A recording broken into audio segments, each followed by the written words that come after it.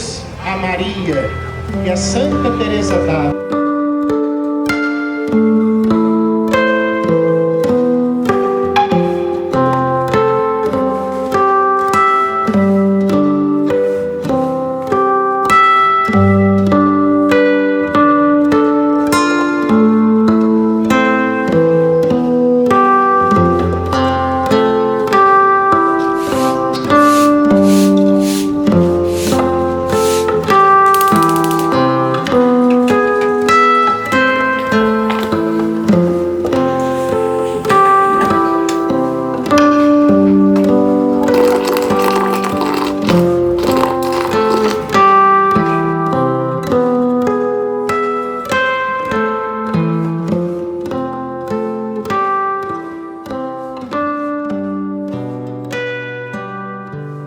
Minha casa era uma casinha, 2 casinhas de sapé.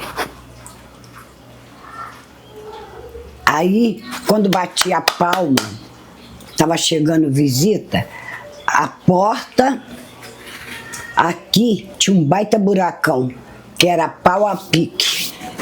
Pau a pique. A gente olhava, a mamãe abria a porta, aí sabia que era gente conhecida, a gente saía correndo e ia brincar. No dia de Cosme e Damião, a gente saía por essa rua inteira catando um saquinho de doce. A minha mãe fez uma promessa e começou a dar doce. Mas minha mãe fazia os doces dentro de casa. Fazia doce de mamão, fazia doce de mamão verde, doce de mamão queimado. Ela fazia bolo, ela dava os saquinhos, ela dava para mais de 1000 saquinhos de doce, mas fechado até na boca.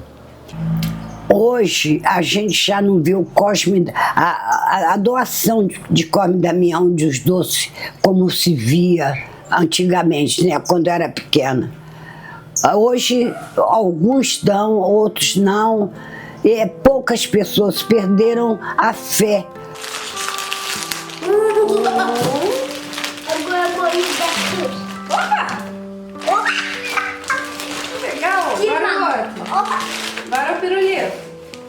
Dá o saquinho pra mamãe. É. Vai! Isso aqui que tá aparecendo.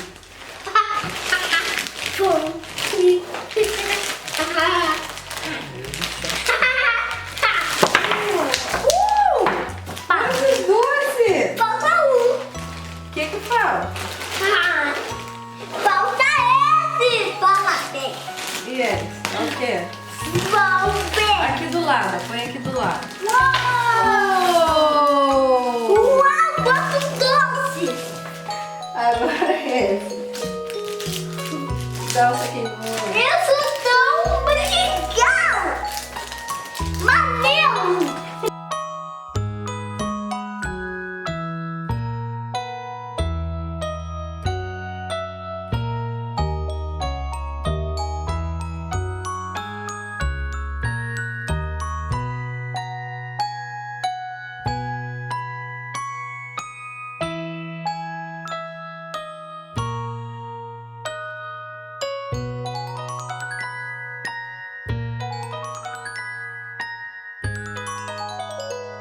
Que eu me lembro, é que eu na rua, me lembro de eu ir muito assim, pegar doce, e minha mãe não deixava eu ir pegar assim, tinha um centro aqui, era do Cici.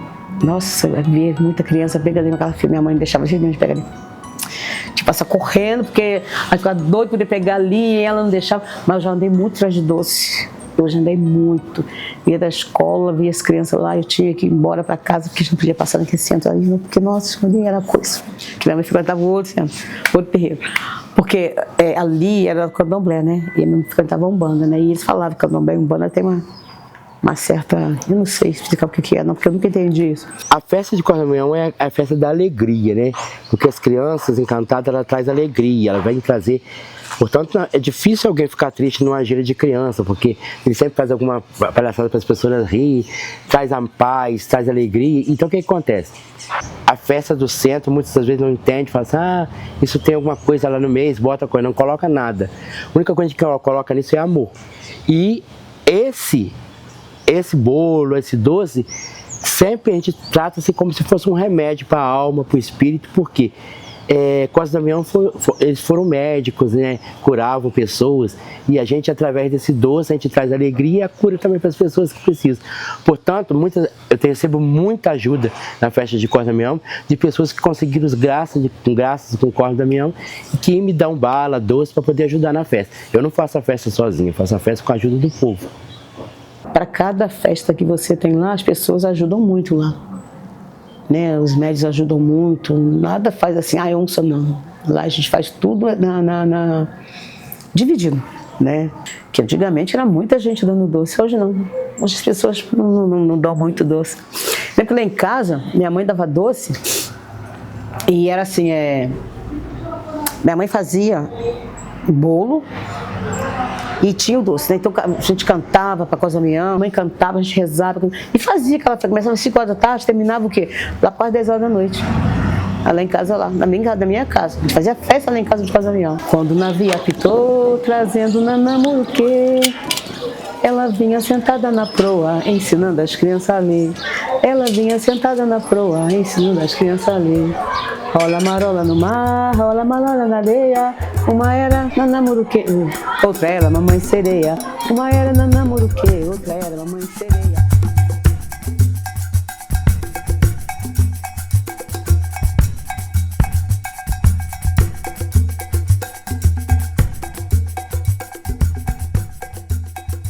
Em 2017, eu recebi do meu pai de santo uma ordem que eu poderia ter a minha casa.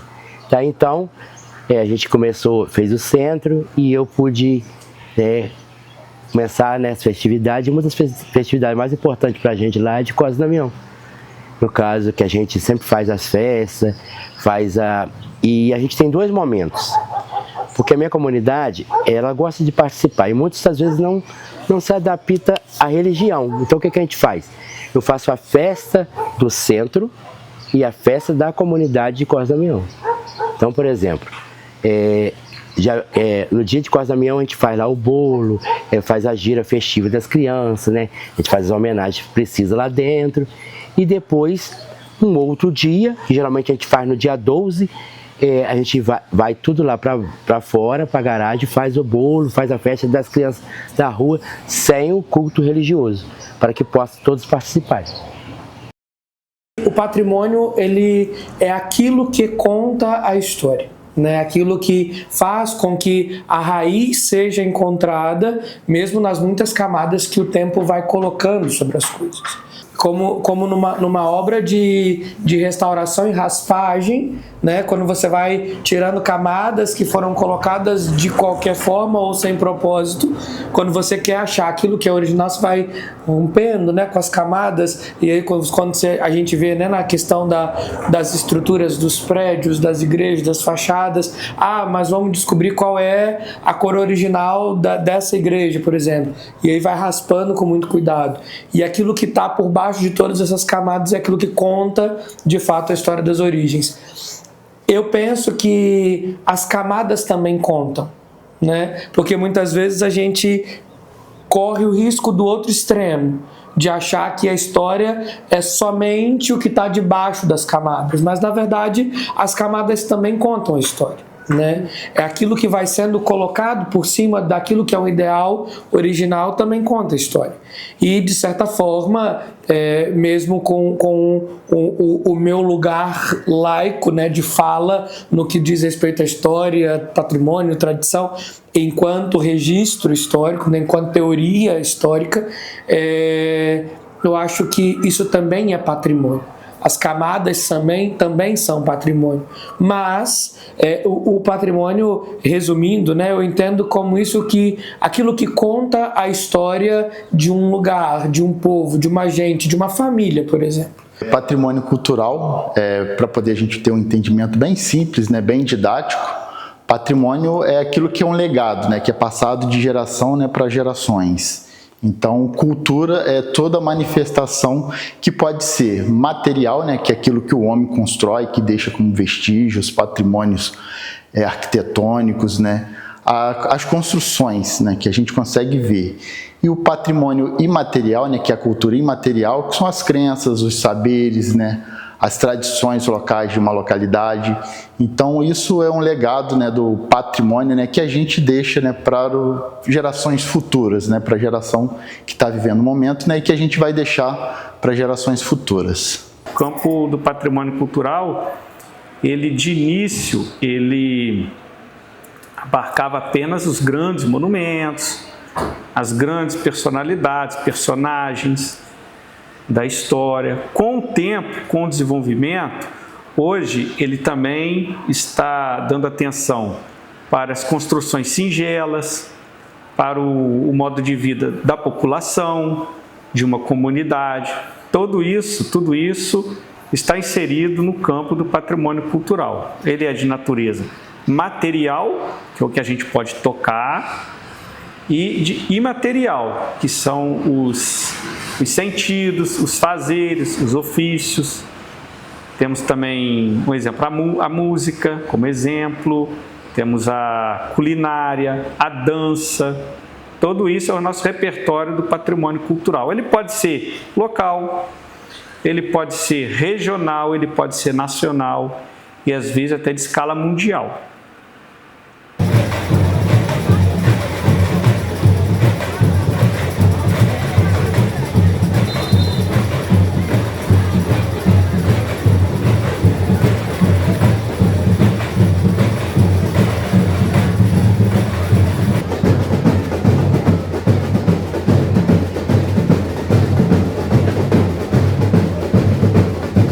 O carnaval ele é marcado pelas escolas de samba, tem as escolas da cidade, vê o período dos blocos e agora está num período de novo arranjo para o carnaval. Eu vejo desse modo. A cidade sede também não tem mais o carnaval de clube, carnaval de rua. E é o que parece que as pessoas preferem, tá? É a percepção que eu tenho.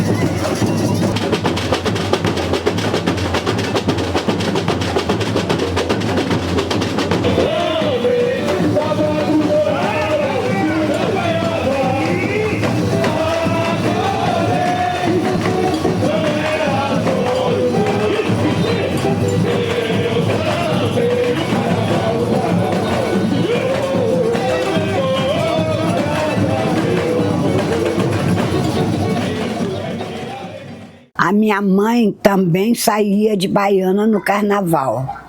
Mas um dia ela me chamou, tadinha, e me falou: Verinha, você vai sair de baiana. Ela falou: você promete? Eu prometi para ela que saía de baiana, mas nem sabia dançar de baiana. Aí, tadinha, ela partiu, foi morar com Deus Nosso Senhor, e ela morreu em fevereiro, em setembro. Quando foi em fevereiro, eu tinha que botar a baiana que ela pediu. Aí, quando chegou perto da Praça Bateria, recuou, e eu em frente ao palco, perto da padaria ali, fizeram homenagem para minha mãe. A Taboa estava saindo com 7 orixás. 7 orixás. Aí eu pedi se eu podia entrar. Claro, você é bem-vinda, nós queremos você sim. E saí com Taboas. Aí fomos fazer a homenagem para a baiana da minha mãe. Olha, minha filha, eu vou te falar. Não tinha pé. Eu não tinha pé, eu não tinha braço, eu não tinha nada. Porque eu fiquei assim, ó. Parece que eu estava leve. Aí a Ana Lúcia veio sambando perto de mim, e eu também dançando, rodando, mas eu não sei. Aí ela falou pra mim: mamãe em vida, você vai sair de baiana, não vai? falou, a senhora vai ver, mamãe. Ela falou, pois eu venho ver. Uma dona veio e falou, Verinha, a mãe de santo quer falar com você. Eu falei, meu Deus, será que eu fiz alguma coisa errada? Meu Deus. Aí ela chegou perto de mim e falou assim, a senhora tem alguém desencarnado da família? Eu falei, tem sim, senhora. Quem é que desencarnou? Eu falei, minha mãe. Ela conversou com você alguma coisa? Eu falei, sim, senhora. Ela me fez eu prometer que eu ia botar baiana.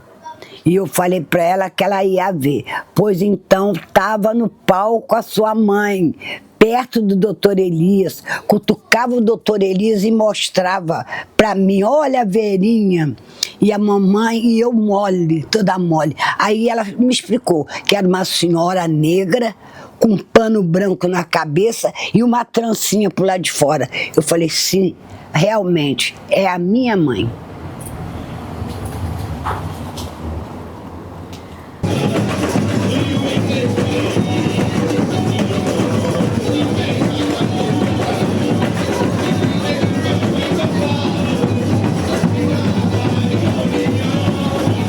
Essas manifestações culturais, religiosas, elas não só ajudam, como elas sustentam, né, a chama, né, de vida, né, dos nossos lugares, sobretudo do interior. A presença dos que lutam para manter viva, ela é altamente significativa e necessária.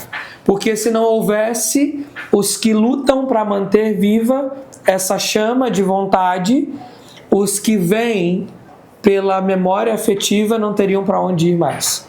Porque há muito daquela coisa de eu adoro ir, mas programar isso dá tanto trabalho, né? Eu tenho tanta correria, eu tenho tanta coisa.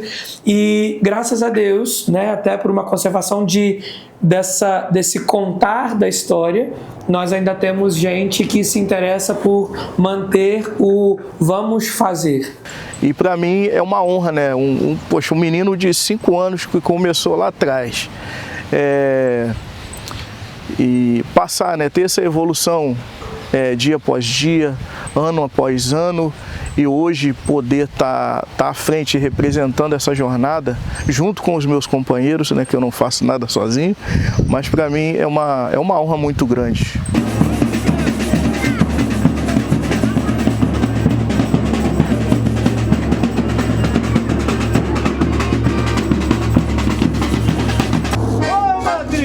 A corrente é feita de aço temperado e de ferro fundido. Os seus elos representam o laço do casamento, o abraço de um amigo. Ela serve para prender os fracos, os fortes e também os oprimidos. Com corrente prenderam até João Batista, primo do nosso Jesus, tão sofrido. Mas também serve como exemplo de união a ser seguido e usado com sabedoria. Ninguém fica arrependido. Agradece dona da casa por ter nos recebido. Vai!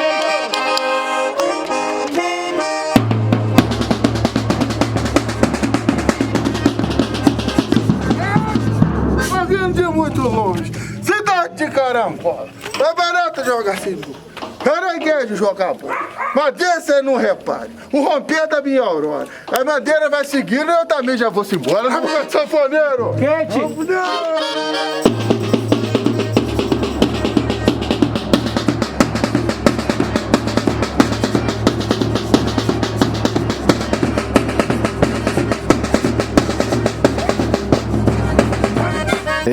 A minha ligação com a Folia de Reis começou assim bem cedo. Praticamente eu nasci debaixo da Nossa Estrela da Guia, né? Eu nasci ali, eu fui criado desde os 9 meses de idade pelo meu avô e minha avó. Então saio na folia desde os 5 anos de idade. Então comecei como requinta, depois aprendi a tocar um pandeiro, um triângulo, um reco-reco. Com o tempo fui me encantando por instrumentos de corda, cavaquinho, violão. Meu avô, que eu sempre digo meu avô, mas é meu pai, né, que foi quem me criou. Ele se chama Francisco Victorino, mais conhecido como Tachico, ou Mestre Tachico, que é uma das minhas referências, a minha referência maior de vida. Eu me espelho em tudo que eu faço. Mas é uma sensação maravilhosa, é uma responsabilidade muito grande, mas é incrível a gente poder dar continuidade a uma história de vida.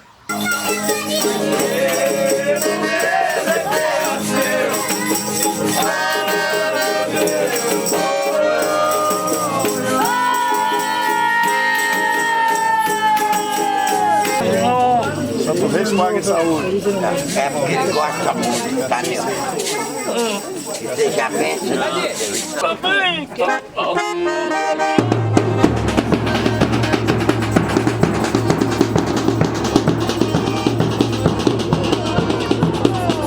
Não bate tu na caixa, vai levando devagar. Pro São Paulo e Dona Dorinha, hoje eu venho brincar. E também pedindo licença pra mim acabar de chegar. Se você me der licença, devagarinho vou começar. Mas você não repare, não podemos demorar. Nosso prazo está vencendo, temos muito que andar. Vou pedir meu santo rei pra sua casa abençoar. Que essa casa seja santa e nunca nada te faltar. É no batidão da caixa, eu já vou me retirar.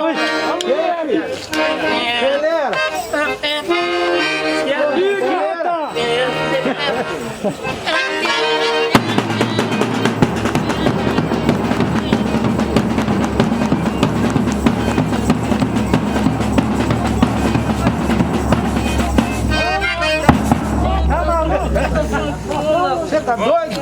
Muito obrigado. Nada, Deus abençoe. Vamos juntos. Vamos embora, bateria.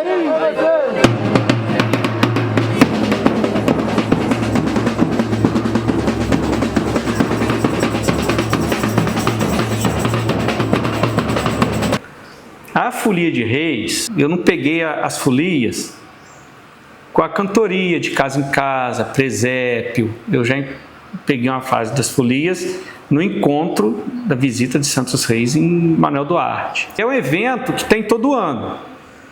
Ele acaba sendo bem linear. A questão é o número de folias. Então, o encontro de reis, ele tem uma importância muito grande. Ali, nesses encontros, a gente pode encontrar e ver a diversidade que nós temos dentro da cultura, das maneiras de cantar, que pode variar de uma jornada para outra, as maneiras até de vestimenta de palhaços, as maneiras de apresentação, uma forma de resistência, para a gente não deixar essa cultura morrer, porque o futuro da folia de reis são eles. Eu comecei na folia com 6 anos de idade, gritando de requinto, na época do falecido Santa Chico. Depois eu comecei brincando de palhaço. Hoje eu tenho 23 anos de farda. O meu pai é o mestre palhaço, que é o Ademir. Eu sou filho dele, então estou dando continuidade que ele começou. Tem aqui meu filho que grita de requinto. Ano que vem, se Deus quiser, também já vai estar na farda. E a gente vai caminhando para a geração continuar mantendo a tradição, seguindo com ordem, respeito, passando de casa em casa, abençoando todos os devotos e mantendo assim, seguindo em frente. E é uma coisa que eu falei no meu verso, que eu citei no meu verso, né, que folia é uma tradição, é uma coisa que vem passando de geração para geração e a prova viva está aí. Que o pai dele é mestre palhaço, aí veio para ele, que ele começou de requinto, aí ele hoje, quando o pai dele não vem, ele manda de mestre palhaço também, e agora tem o filho dele, que é requinto hoje em dia na folia, e já tem esse pensamento em cumprir a missão na farda também. E isso vem passando, de família. E é bom as crianças acompanhar também, porque é o nosso futuro, né? A gente não vai estar aqui para sempre. O pai dele uma hora vai parar, ele uma hora vai parar, eu vou parar, e quem vai dar continuidade é o filho dele, as crianças. E isso é muito importante. Tem um verso que eu falo que é assim: hoje brinco de palhaço, é tudo que eu sempre quis. Quando eu tô dentro de uma farda, me sinto muito feliz. Já vou buscar o meu filho, que vai ser meu aprendiz. E fica no peito do pedido que tia Maria sempre pedia, pra nunca deixar acabar a tradição da folia. Cuida da rádio!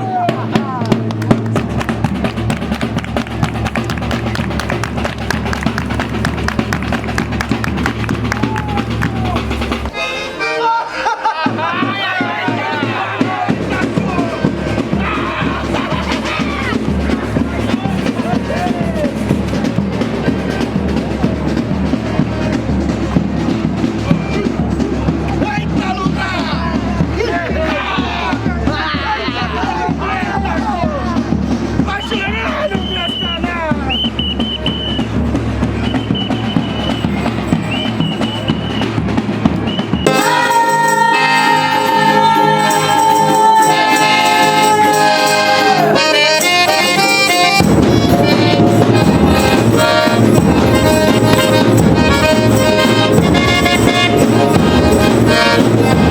perceber, principalmente na folia de reis, seu caráter religioso, né? Ligado ao nascimento de Jesus, aos reis magos, a visita, né?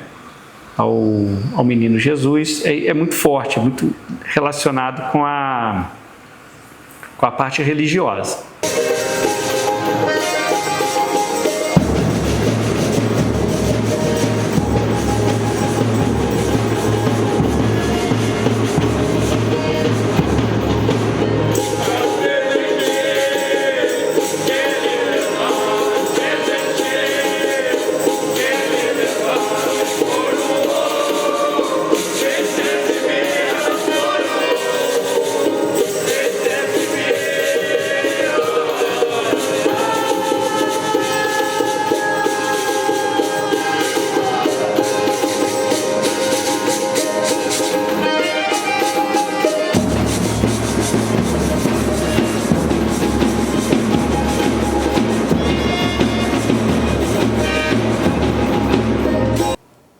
As tradicionais festas, né, rurais, né, das capelas rurais de Rio das Flores, né, é organizado pela comunidade local. Isso cria um envolvimento, né, então cria uma atmosfera de comunidade e as pessoas participam, né, desse evento, que acaba sendo muito importante para a localidade e para um coletivo, né, se a gente for colocar tudo dentro de uma cidade.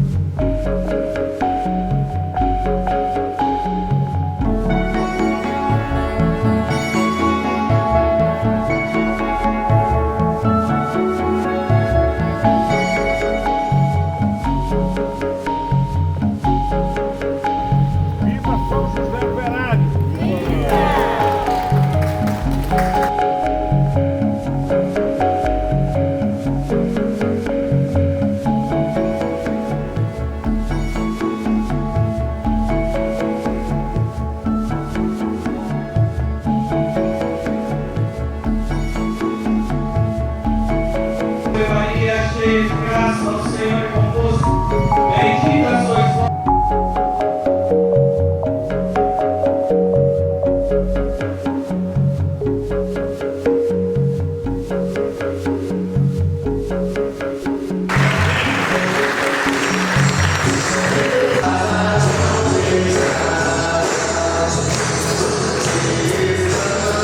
A comunidade se mobiliza para que aquela festa aconteça. E isso é muito bom porque, por exemplo, às vezes a comunidade está cada um no seu canto. Ah, vamos fazer a festa São Sebastião, junto todo mundo, e vamos lá, vamos. Aí eu vou dar prenda, eu vou arrumar a igreja, eu vou ajudar a pintar a igreja, entendeu? Então é nesse momento que a gente vê também como a comunidade se mobiliza, entendeu?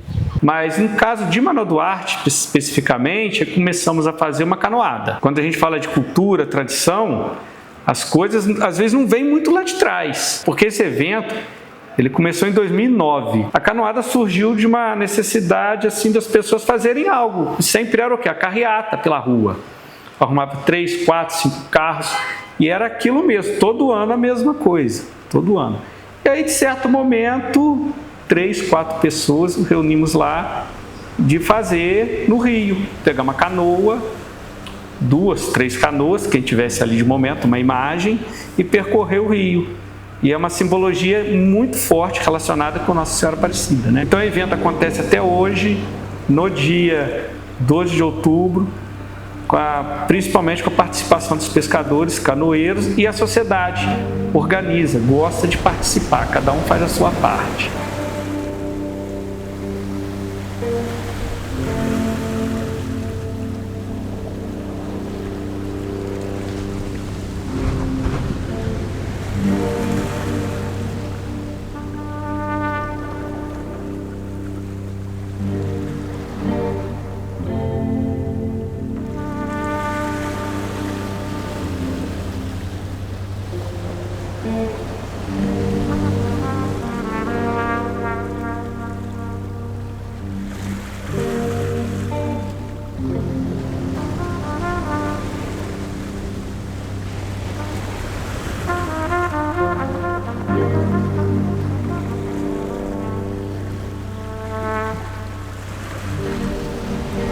Então veja assim, nas manifestações, nas festas, ela vive muito assim, ó, de ciclos. Parece, vamos testar, dá certo.